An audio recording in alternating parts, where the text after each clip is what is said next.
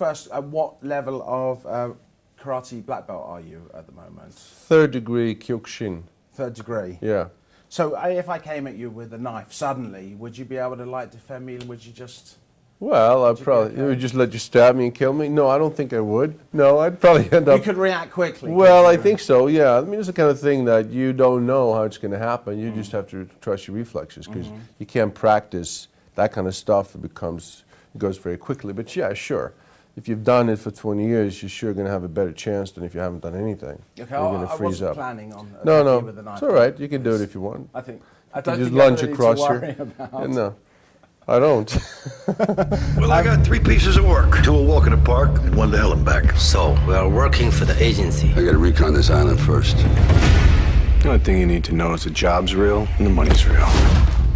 You've washed up on a desert island with the other cast members of The Expendables. Right. There's 1 tree on the island, there's only 1 coconut on that tree, and you're all hungry, and it's a fight to the death for who is not going to starve. Right.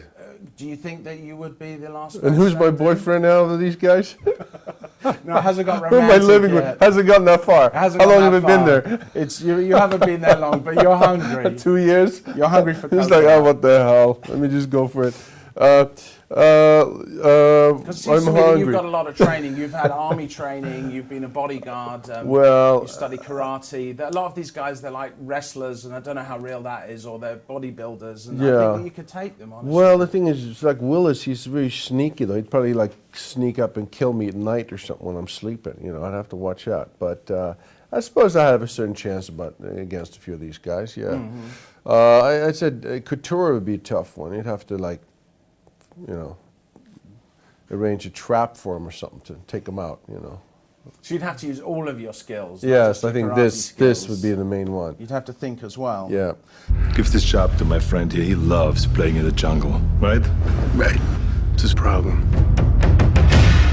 So you attended the Royal Institute of Technology in Sweden. You got a master's degree in chemical engineering. You were awarded a scholarship to go to MIT, but you chose acting instead.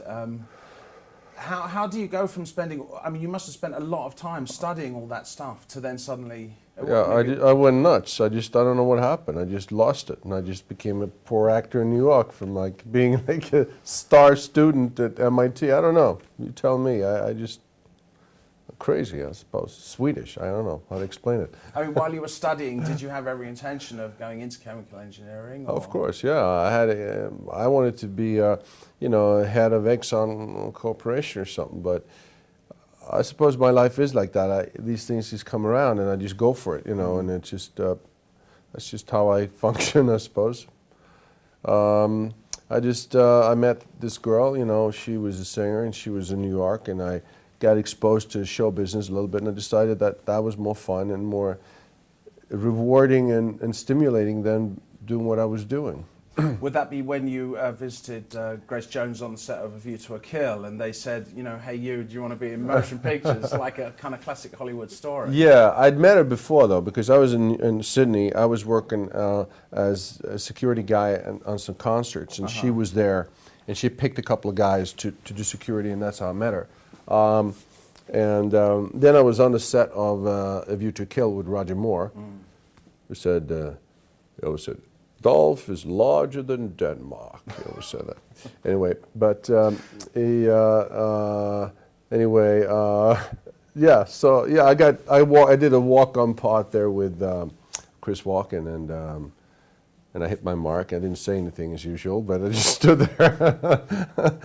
And pretty much what I've been doing ever since, just hit my mark and don't say anything, and just, you know, kill a few people, and that's it, get paid. What's wrong with this picture? Everything. We don't have the manpower, the firepower. We'd be dead in the water. Great. They got a small army. What do we got? 4.5 men. That's so funny. Now, I know that you auditioned for months for Rocky IV, and originally didn't they say you were too tall, but then, you know, you kind of, you won them over.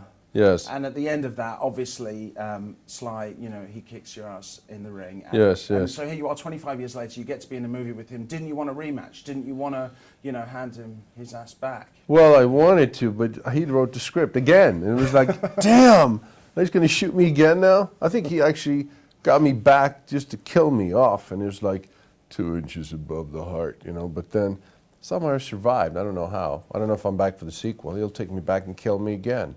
That's his MO. That's his MO as a criminal. Get Dolph Lundgren back and shoot him, beat him, kill him.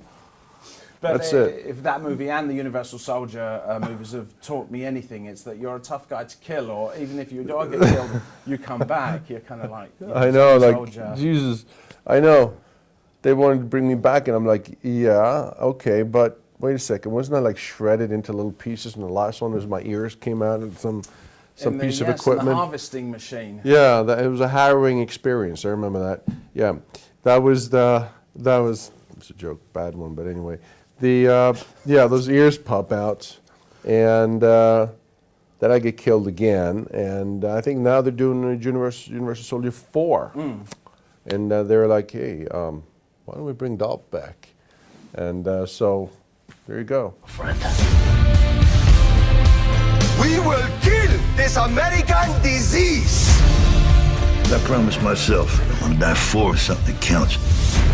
People live through terrible times, but you must believe you can survive. Yeah, was it fun to hang out with so many of your kind of action movie contemporaries on The Expendables? Because it looks like you had a good time in front of the camera, but I'm wondering, in your off time, was it fun? Or? It was terrible. I hated it. I hated miserable? Stallone was terrible. He yelled at me all the time, drove me nuts. No, it was cool actually. It was fun. It was a once in a lifetime thing, you know, to put all those guys together, and in one movie. Which, you know, it didn't start that way. I was in it early, where it was just Stallone, Statham. I think Jet Li was on board. It was me, and then everybody else kind of just came along, and it was a good time on the set. It's like one of those big movies you always want to be in, you know, when. No expense is spared. Basically, have all the equipment, and I got all the, you know, all the extra people. There's people everywhere, and everybody's in the payroll, standing around doing nothing, eating donuts, you know, for weeks. Doesn't sound awful.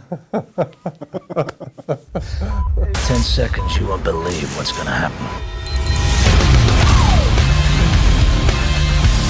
What happened to you? Got my ass kicked. It certainly seems that besides an appetite for donuts, that around generally there's an appetite for old school action again. And you know, I grew up with these movies kind of in the 80s, the 70s and 80s, and then it seemed like things calmed down for a while, but they're kind of back with a vengeance. You've got Predators, you've got The Expendables. It seems like there's a real appetite for those movies now. What do you think it was about them, and why do you think they're back now? Well, that's a tough question. I mean, I don't think anybody really knows how this a complicated business works, but how people tastes change. But, you know, when I got in the business, you know, the action stars were real athletes. I mean, they were like Stallone and Arnold and, you know, Steven Seagal, Van Damme, Chuck Norris. These guys were people who won awards and, you know, won competitions, and they were physically very, very able to do things for real. And then it changed, and I think CGI came along, and it started with The Matrix, and it started with, then you had The Bourne Identity, where you started with this quick cutting, and you couldn't really see what was going on, and suddenly, you know, you got stunt guys doing the fighting. And then all the chicks become action stars, and they don't do anything, usually, sorry, but, you know, then you got stunt doubles for them too, usually men who look like, dressed like chicks. I don't want to reveal all it is, but then the audience don't know what the hell's going on. They're like, wow, great, wow. And then suddenly everybody's an action star. Anybody. You take anybody off the street, make them look like they can kill 100 people, you know. But maybe people got tired of that, and suddenly, you know, now it's coming back a little bit the way it used to be, where you have to be able to do your own stunts, and maybe we'll have young guys come up that have more physical skills, you know. So, who knows? You know, when new technology comes along, the directors, you know, the filmmakers, they're very seduced by it, and they kind of use the technology, and the people come second. But then eventually, I think the personality of the actor is important too.